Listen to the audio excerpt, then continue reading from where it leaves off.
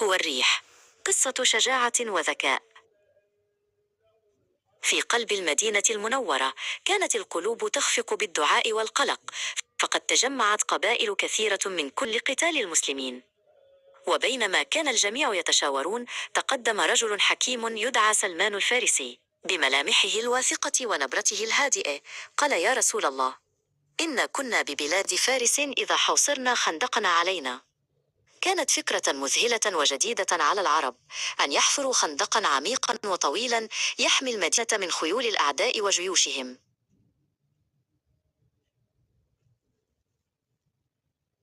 بدأت ملحمة العمل. كان سلمان في مقدمة الصفوف، يمسك بمعولة ويضرب الصخر بقوة حتى يتطاير الشرر، وبجانبه شاب نشيط يدعى زيد. كانا يتعاونان في حمل السلال المملوءة بالتراب والحجارة الثقيلة. رغم الجوع والتعب، كانت أصوات التكبير تعلو في السماء، والخندق يمتد يوما بعد يوم كحارس أمين يحيط بالمدينة، حتى أصبح عميقا لا تستطيع أقوى الخيول القفز فوقه. وصل جيش الأحزاب ووجدوا الخندق أمامهم، فذهلوا من هذه الحيلة العبقرية. استمر الحصار أياما طويلة، حتى جاءت ليلة لا تشبه غيرها، ليلة مظلمة غطاها برد قارس ورياح عاتية تقتلع الخيام. في تلك اللحظة الحرجة وقع الاختيار على الصحابي الشجاع حذيفة بن اليمان. كان حذيفة يقف مرتعشا من البرد، لكن عينيه كانتا تشعان بالذكاء والثبات، مستعدا لمهمته السرية: التسلل وسط الظلام إلى معسكر الأعداء.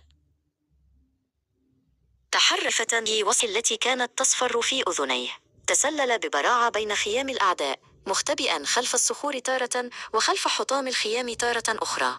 كانت الرياح تقلب قدور الطعام وتطفئ نيرانهم، والذعر يدب في قلوبهم. اقترب حذيفة بما يكفي ليسمع قادة الأحزاب وهم يصرخون بالرحيل بسبب شدة العاصفة وفقدان الأمل.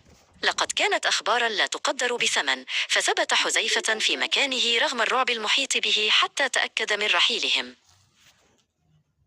مع خيوط الفجر الأولى عاد حذيفة مسرعا، والبرد يكاد يجمد أطرافه ليجد سلمان والمسلمين انتظاره. وبمجرد أن أخبرهم برحيل جيش الأحزاب تعالت صيحات الفرح والحمد. عانق سلمان حذيفة مهنئا إياه على شجاعته، فقد اجتمع ذكاء التخطيط في الخندق مع شجاعة التجسس في ليلة الريح ليرحل الأعداء وتنتصر المدينة.